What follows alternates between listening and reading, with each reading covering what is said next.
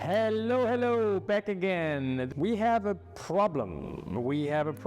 There's the big mystery in violin making, the big mystery in violin sound, and the big problem is actually that musicians, when they come wherever, in my shop, in another one, when they play the violin, they like it or they don't like it. They have no idea how this whole thing is made of and what can be actually changed or what actually matters to become a perfect violin. Once it is a perfect violin, it could be that they don't like it. This is Edgar Russ from Cremona, Italy. I'm a violin maker here and I do my best to satisfy all musicians worldwide. 99.999% of the instruments, probably even more than that, cannot qualify for this great selection of the musicians. And there is so much out there that you can only continue playing lottery.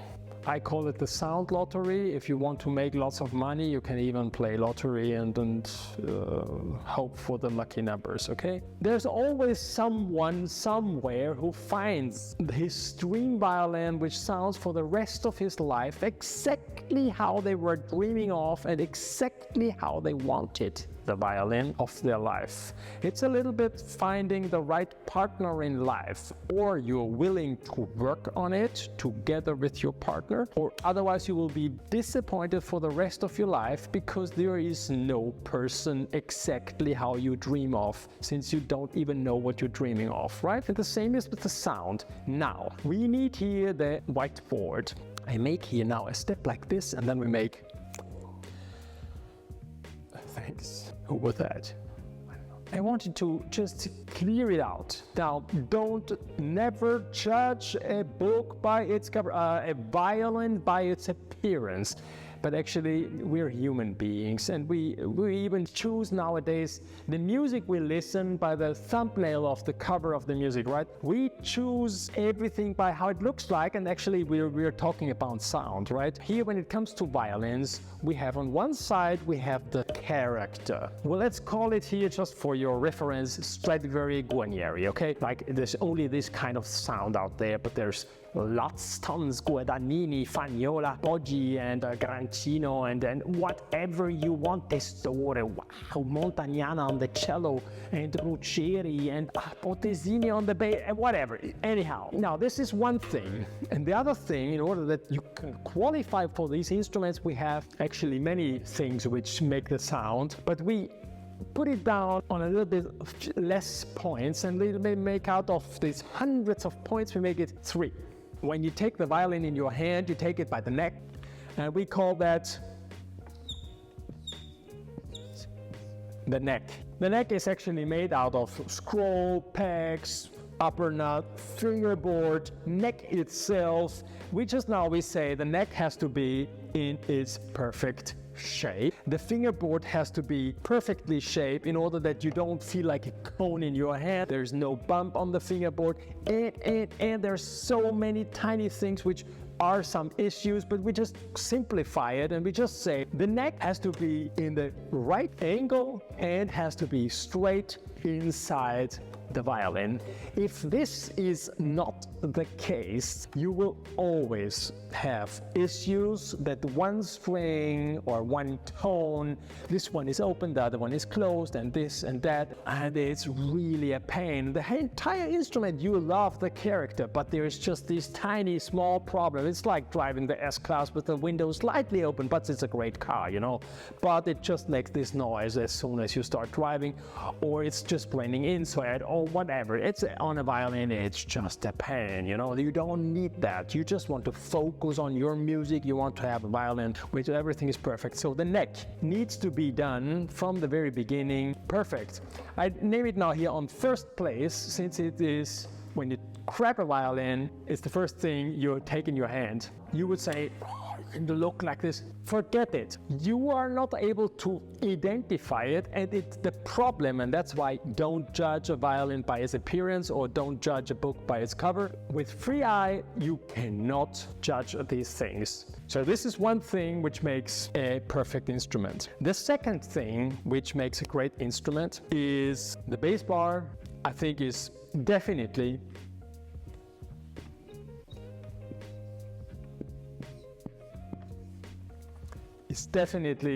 a very, very important part of this. On the thumbnail there's written mystery. It's not a mystery, it's actually a technical, a physical small machine which has to work in its best possibility. And in order that it works to be in its best possibility, the maker needs to put the bass bar exactly in a specific position, idle for this violin, has to fit it in a specific way in order that it has tension without justifying holes and whatever, without doing strange things. I saw some things like sandpapering in as a bass bar and whatever, but you as a musician, you cannot see the difference since you already have difficulties to see even the existence of the bass bar. There's another thing which is crucial for the violin sound. And then the last thing are the two things which actually on every violin you could actually change: the bridge and the sound post. I put them now here together. I call it bridge and post. And I put it on the last place because this one is as well crucial for the sound. You might have faced that problem as soon as you moved the bridge and then the violin didn't sound anymore. Of course, because this is the part where if you move it less than 1/10 of a millimeter, you cannot even hardly see it. It makes already a difference. And the same with the sound post inside. Some people make jokes, he just does like if it would be something. It really changes a lot. Drive on the highway with your Mercedes, open the window slightly or close it completely, and there is a huge difference.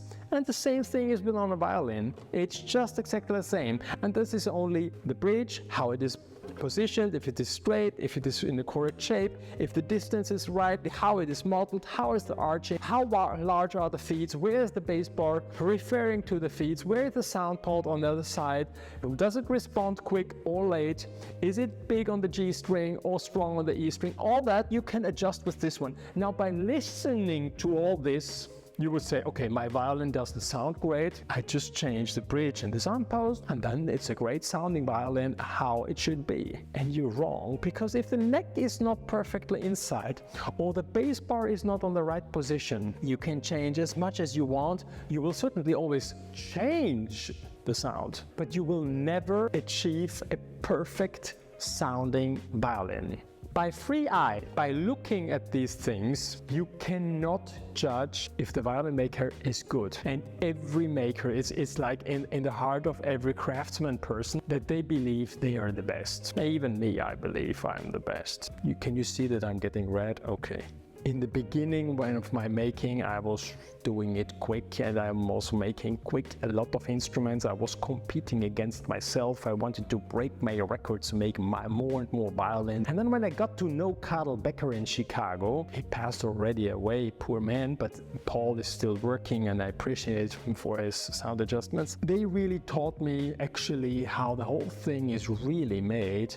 And since then, when I listened in the beginning the story from Karl about talking about his father Karl, that he was first making a lot of instruments and then the new Karl Becker came into business, they reduced the production from I don't know how many hundreds of instruments down to 5 in a year. I thought at the beginning, oh damn, this one here, this is a pain. While then after I was fitting my first sound post with him, after 5 or 6 or 7 days, it's always with the same sound post, slowly I discovered how to make a sound post. And then I had to start to make bass bars, and people who worked with me here like Marco, Min, they went through the hard school of Edgar, and you wouldn't think of it when you see my thumbnail with my crazy faces and this happy man can't be such a maniac. I am. And that's why my instruments cost so much, but you cannot see it. It's difficult to see the difference. You have to come to a violin maker. And if you come to me, I'm always happy to say hello and we can talk about it. But the real key to success is actually when you say, could you make it a little bit here like this? And I say, hold on, go over there, take the tool, give it over there, and it sounds already exactly how you wanted it. Then this is the truth. This is the proof that the maker worked on each single step here and every part of the instrument in a correct way in order to be able to adjust the sound in every situation just exactly how the musician wants to have the sound. And every violin you can adjust exactly how you want it. And we're now not talking about the character. Then the character depends on if it's a Storioni, a Guarneri, a Stradivari, a Bergonzi, Testore violin, if it's a Montagnana cello, whatever, okay? And this apparently tiny story I'm telling you is actually creating mystery because a lot of people don't understand what they have to do, how it should be done. And worst of all, in violin making, there are a lot of people trying to take shortcuts. They make nice appearing instruments, they create great book covers in order that you buy their books, but then nothing is inside. So I hope you enjoyed this video. I invite you to go on my website. There you can see all different models. You can choose how they look like, you can choose how they're made, you can personalize every instrument since we're here on the working bench making it for you, okay? Not for me, for you we make it, and then you can get your dream instrument. And then next, the nice thing of the whole website here is that you can listen to every instrument being played, and this is, from my point of view as a maker, the most important thing. All the instruments purchased from the website and sent to customers from Australia, New Zealand, America, wherever in the world, and not a single instrument came back. Everybody was super happy, okay? And you can be happy as well. Our instruments here are not a result of fortune, but a result of serious work made in its perfection, from the neck, the fingerboard, every tiny details. I'm a lucky and a happy man, but I'm a maniac when it comes to precision. And this precision is a guarantee for you that you get the best sounding instrument from my workshop. Hope to see you soon. Write me an email. Ciao, ciao. Now we have to disappear this one. Hey! Wow.